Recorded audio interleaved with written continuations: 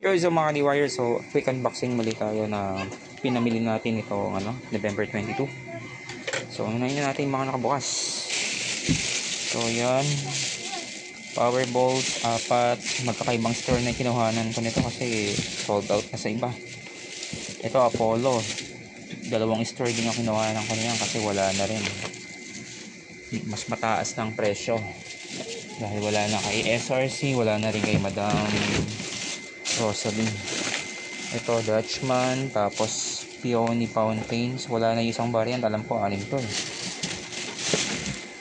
Tapos ito 10 packs ng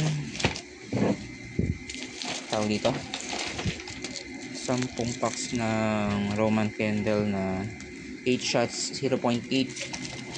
yan, bound to Cebu to kay Prince Baker. So pasabay sa atin Prince Baker. So shoutout pala muna sa mga nagpasabay ngayon.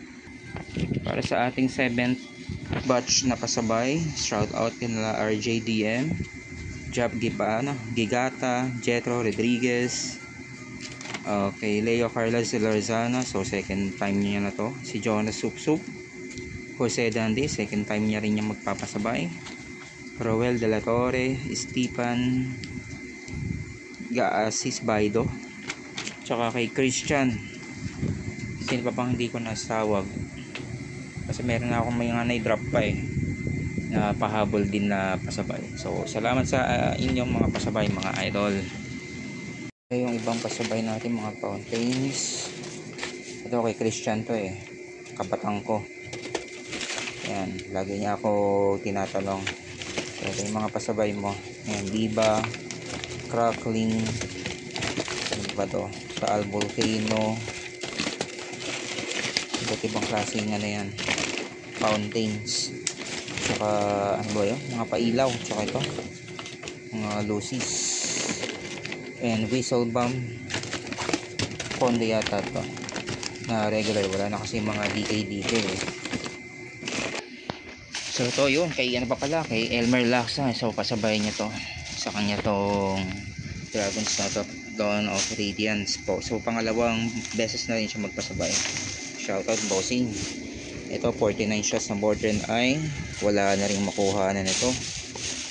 Wala na kay Madam Rosalie, kay CPM, kay SRC. Malamang makikita nyo na to sa sa Divisoria. Madaming sa Divisoria ng mga Golden Rooster dan. So ito ang basa dito, amp up. Ang mga unang nagpapasabay sa akin, Amazing Galaxy hinahanap nila eh, kaso wala na talaga. Last 2 batch na yung nabili ko kay CPM kahapon, dadalawa na lang, mas mahal pa yung benta niya. Tapos ito, kasize lang din niya yung Amazing Galaxy. Ito medyo marami pa to. Kung ako sa inyo, ito na lang din yung bibilihin ko kasi wala pang test fire nito, kaya wala pang gano'ng naghahanap kung bumibili. Pero malamang kasing quality din niya yan. Ayan, isusukatin natin mamaya. Bubuksan ko lang yung Amazing Galaxy. May pangalan pa. Ito galing kay CPM yan. Dito natin nakuha nga yung dalawang Amazing Galaxy. Kaya magpabukas eh.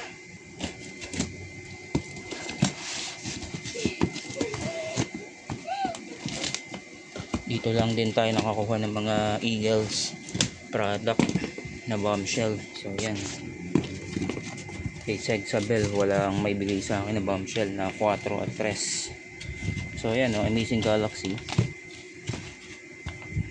1.8 ang benta na ni CPM dito. Ito kasayos lang niya talaga pares lang sila ng size ng tube, tsaka yung taas niya pares lang din. Baka nga isa lang yung effects niyan eh, di ba? Pares lang kinuhanan ni Golden Rooster tsaka ni JLK na baka yun. Tingnan lang natin, wala pa kasi nagtetest par, pero tingin ko baka isa lang yung effects niyan, magkaiba lang ng damit. Yung mga bombshells ni Eagle Fireworks, so top green, meron iba't iba yan eh. Tatlo pa lang pala yung klase nakuha ko. Ito red. So ganun din sa sa 4 inches.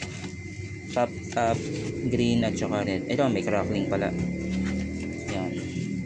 So pink. Ayun, may pink pala. So yan.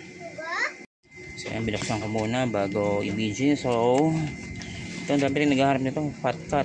Kasi laki lang din siya ng ano, nung power balls. So baka possible magkumuka. Tingin ko lang. Hindi ko pa nakikita yung test fire nito eh, tsaka yung power balls. So yan, dito pa ibang fountain na crackling. Halos lahat pala ng GR or yung ano, Golden Rooster na brand, halos sold out na lahat sa ano, sa Bukawi. Kaya baka sa ano na lang makita yan sa Divisoria. So ito yung ano, Phoenix regular, wala nang Thunder, may naghahanap ng Thunder. So Fat Cat, Night Breaker, RPG. Itong RPG kasais lang din to na ano, Cloud Dragon.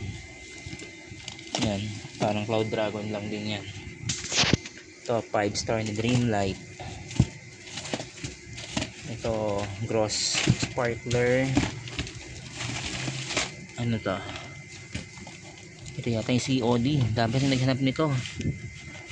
Oo nga, COD nga, City of Dreams. Ang Golden Rooster din. Tapos ito Ruby yata. Ayan, Pillar of Autumn. Ayan, nagtaas na din yung presyo niya dahil paubos na yung stock niyan eh.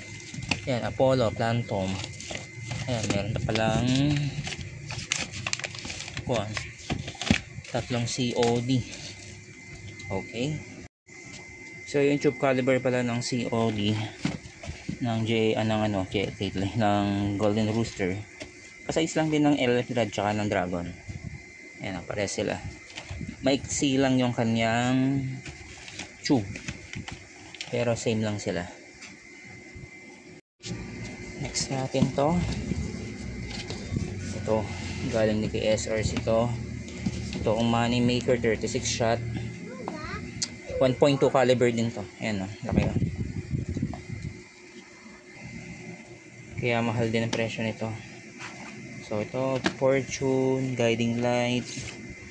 Ito, malapit na rin ma-sold out to. Na-sold out na lang ito nakaraan eh. Ayan, color fluorescent na muli. Ayan, tawag dito. Maganda itong Roman candle dito eh. May crackling yung tinatalsik niyang bala. Ayan. Ito Harlequin. Itong Airwolf, nako, malapit na rin maubos to. Baka nga pagbalik ko kay SRC ngayon eh wala na ito. 24 shots siya na 1.0 na caliber yata ito, or ano 0.8, hindi ko lang ni sure. Halos lahat pala ng mga small caliber din talaga ng ano, Golden Rooster sa Bukawi, halos wala na rin talaga lahat. Yung medyo may kamahalan na lang yung natitira, katulad to, itong Money Maker na to. And lastly, ito mga Dragon na to. Ito yung mga variant na halos na mahal na, itong Chariot, Stellar Sega, City of Lights, alam mo, Valor. Ito mahal na rin to eh, mataas na rin to. Ang mga naiiwan na lang ng mura yung marami. So itong 3-minute fountain 700 to 750 na yung bentahan. So pwedeng matawaran 700. Siguro matawaran pa ng mas mababa pa kung maramihan eh, kaso pakonti-konti lang. So yun lang mga ka-DIYers yung mga pinamili natin November 22, at baka halos weekly na tayo naluwas. Hindi nga weekly kasi galing lang ako noong November 19, so November 22. So possibly after 4 days ulit makaluwas tayo kapag dumami na yung nagpasabay. Kaya kung gusto magpasabay, DM na kayo sa aking Facebook para mapag-usapan natin. So salamat sa patuloy yung pagtutok.